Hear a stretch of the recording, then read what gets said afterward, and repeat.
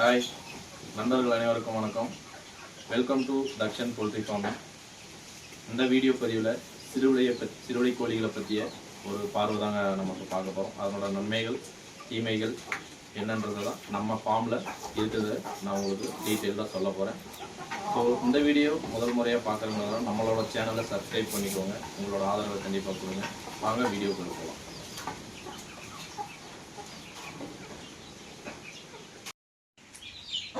இப்போ நம்ம சிறுவிடையை பற்றி ஒரு பார்வை பார்த்தலாம். இப்போ சிறுவிடை வந்து நாட்டு இன கோழியில் ஒரு வகை.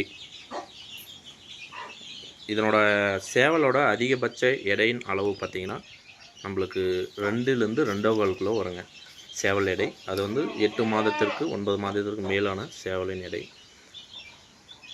பெட்டை கோழிகள் பார்த்திங்கன்னா அது முட்டையிடும் பருவத்தில் வந்து 1 கேஜி வரைக்கும் வருங்க. அதாவது அதனோட முட்டையிட பருவம் வந்து 4 to 5 மாதத்துலேயே அதை முட்டையிட ஆரம்பிச்சிடுது.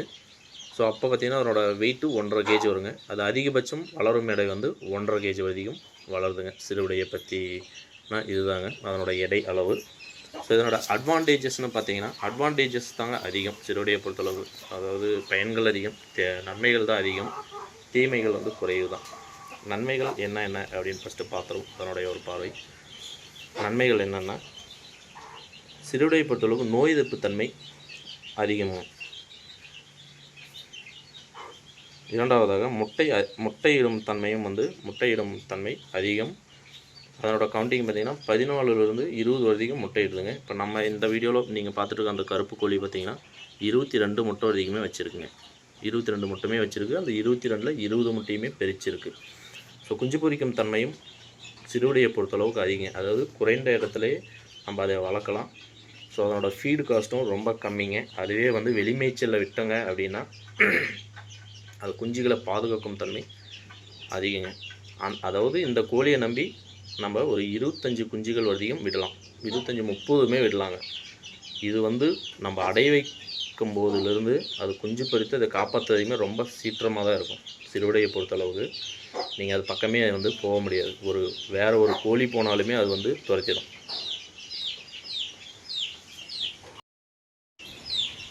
இதனோட தாய்மை குணம் ரொம்பவே அதிகங்க.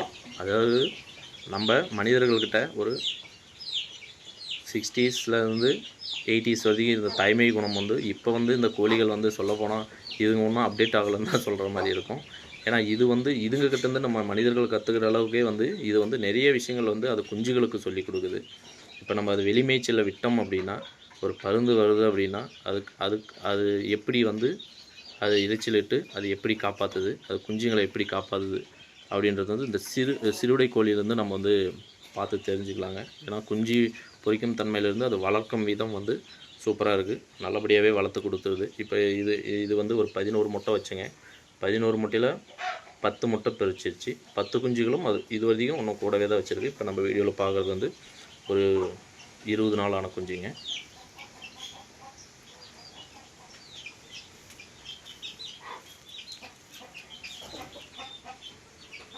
ஸோ குஞ்சுகளையும் நல்லபடியாக நம்மளுக்கு வந்து வளர்த்து கொடுத்துருது. இது வந்து வளர்க்கும் செலவுன்னு பார்த்திங்கன்னா ரொம்ப குறைவு தாங்க. வளர்க்கும் செலவு ரொம்ப குறைவு தான். இதில் நம்ம அதிகமாக ஃபீட் காஸ்ட் கொடுக்கணும், இதை நம்ம பார்த்துக்கணும் அப்படின்றதுலாம் ஒன்றும் இல்லைங்க.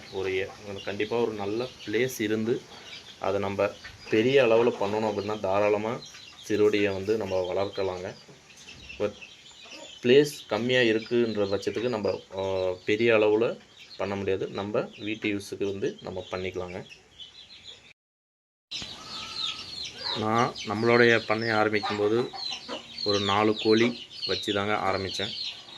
ஏன்னா ஒரிஜினல் கிடைக்குமா, குஞ்சுகள் எங்கேயா வெளியில் வாங்கினாங்கன்னா நமக்கு ஒரிஜினல் கிடைக்குமா கிடைக்காதான்னு சொல்லிட்டு எனக்கு ஒரு டவுட் இருந்துகிட்டே இருந்தது. ஸோ அதனால் நம்ம ஒரு 4 கோழி மட்டும் முதல்ல வாங்கினேன். ஸோ அதிலிருந்து தான் இது எல்லாமே நான் வந்து ஒரு சிறிய பண்ணைன்னு தான் சொல்லணும். நம்மளோட இடம் வந்து குறைவாக தான் உள்ளது. ஸோ அதனால் நம்மக்கிட்ட இப்போதைக்கும் ஒரு 4 கோழியில் ஆரம்பித்தேன். ஸோ இப்போ நம்ம 2 வருஷமாக அந்த கோழி நான் வந்து வளர்த்துட்டு வரேங்க. இப்போ இது வரைக்கும் ஒரு 50 கோழி மட்டும்தான் என்கிட்ட இருக்குது. மற்றதெல்லாம் நான் சேல் கொடுத்துருவேங்க.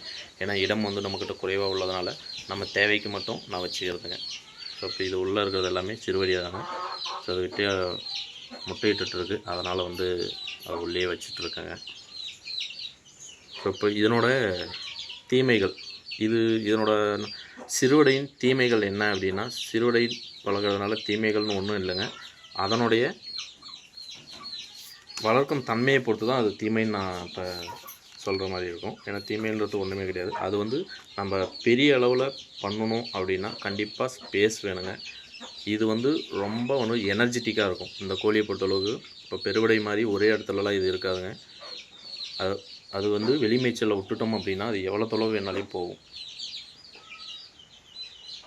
ஸோ இதனால தான் நான் சொல்கிறேன், இட வசதி வேணும் வெளிமேய்ச்சலில் இருக்கும் அப்படின்ற பட்சத்துக்கு. ஏன்னா கூண்டு முறையில் நம்ம வளர்த்தாலும் அது குயிக்காக வளர்கிறதில்ல. கூண்டு முறையில் வளர்த்தாங்கன்னா அது குயிக்காக வளர்கிறதில்ல. வெளிமேய்ச்சலில் வளர்கிற அளவுக்கு கூண்டு முறையில் இதை வளர்க்கவும் முடியாது. ஏன்னா இது சிம்பிளாக சொல்ல போனால் இது ரொம்ப சேட்டை பிடிச்ச கோழிகள். சின்ன ஒரு கேப் இருந்தாலும் வெளியில் வந்துடும். ஸோ இதுதான் இதனோட தீமைகள்னு சொல்கிற மாதிரி இருக்குங்க.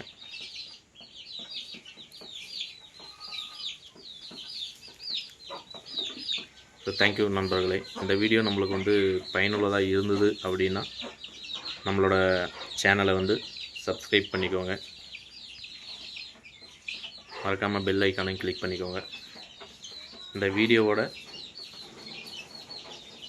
ஃபீட்பேக் ஏதாவது இருந்ததுனாலையும் கமெண்டில் கண்டிப்பாக சொல்லுங்கள். அதை நம்ம வந்து கண்டிப்பான முறையில் எடுத்துக்கலாம். ஸோ அடுத்த வீடியோவில் நம்ம சந்திக்கலாம் அதை பற்றி. ஸோ தேங்க்யூ நண்பர்களே.